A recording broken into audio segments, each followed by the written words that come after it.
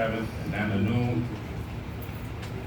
To all of my fellow brothers and sisters, all of our royalty, and to the African family that's gathered here on this very special occasion, I greet you with the honorable greeting of peace and love. It is my esteemed pleasure to be able to share this historical moment within this historical year.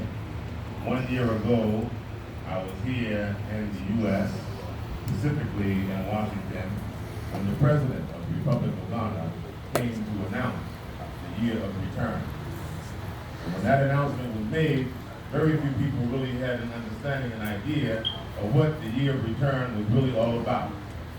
And that's what happens when you have an idea that comes along at a time, at a proper time, when it's to give birth and to happen and to make manifest. Ideas sometimes surprise the dreamer in terms of its capacity and where it has to go in scope.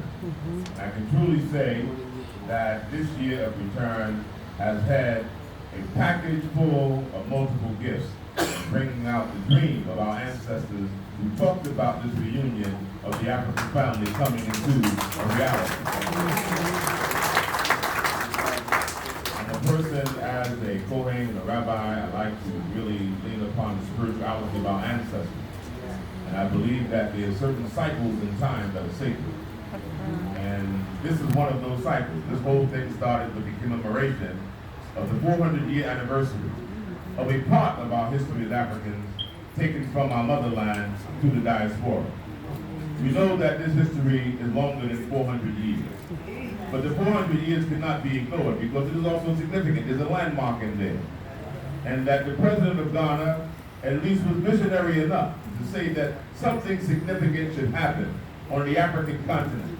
To let our brothers and sisters, our sons and daughters know that those of us in Africa have not forgotten them. And where there may have been some lapses, our current situation gives us the opportunity to make up for those lapses and to heal ourselves. So that Ghana would put itself in a position to make a proclamation about this 400 years. It's time to return. Not only physically by taking a tour, but it's time for us to return to the center of our African mind and our African consciousness. And that's a process. And so there's a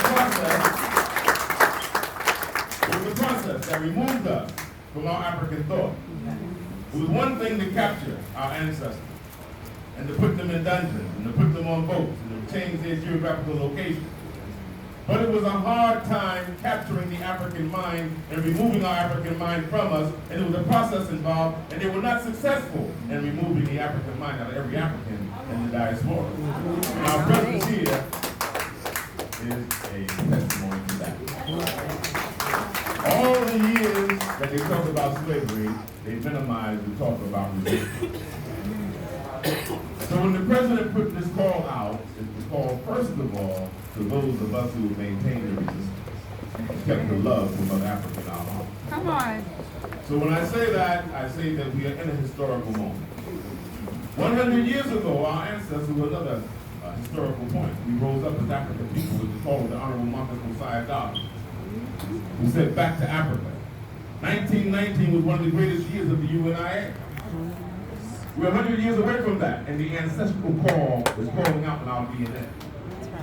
That's why I'm happy that we have the UNIA representative today, and this top representing the President General.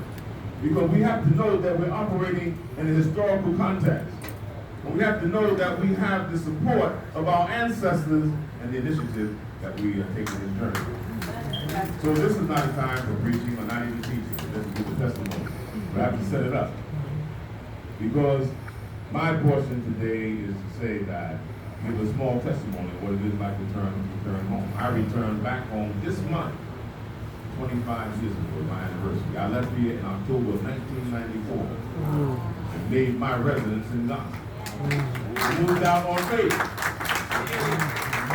I say I moved out on faith because we were talking about citizenship in Ghana and dual citizenship since Ghana became a fourth republic in 1992. At that time, Silver thought it was right around the corner. And 25 years is up, and it's been right around the corner. We have to think of it in prophetical time. But as the director of the Diaspora Affairs, as the office of the president just stated, he's been a champion of this cause. I'd like for you to acknowledge his work again, because he's been an advocate to make sure that those of us who are living in Ghana have lived in Ghana for a significant amount of time and have proven that Ghana is their home and where they want to be, he has fought the good fight to ask that the president give them recognition to take on their dual citizenship.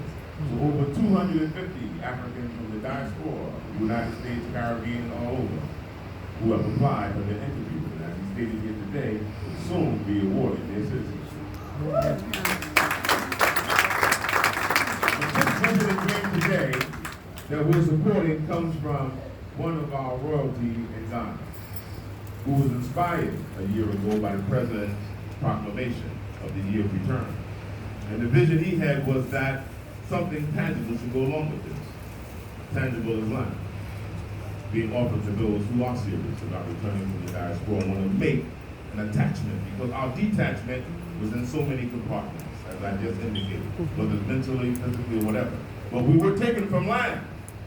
And being engaged in so many conversations in the diaspora before I returned to Ghana, and still in those conversations that many of you go back and forth, we also feel we should have easier access to land, and that vision ties into that. So part of those of us who are here today are part of a team that wants to make sure that this dream is able to be tangibly realized with as much security as possible.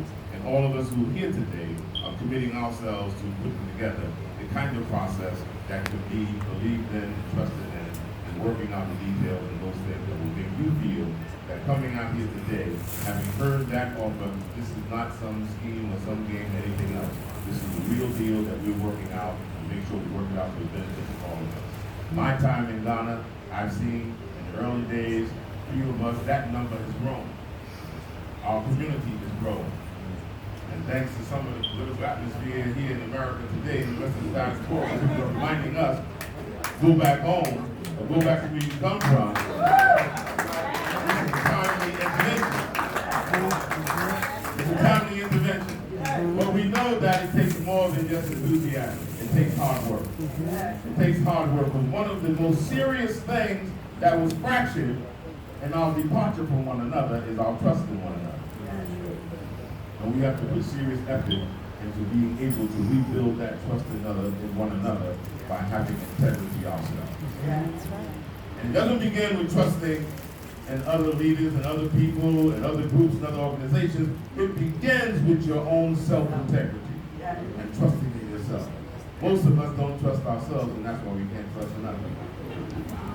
So we have to begin to build our own trust back with each other. And when we trust one another, then we can unite with one another, and we can do anything that we put our mind into. And that's where, at least in this room today, I would hope that we can begin with ourselves. Whoever hasn't made it into this room today, we feel they weren't chosen to be, but those of us who are chosen to be. So let's make sure that's that. Thank you.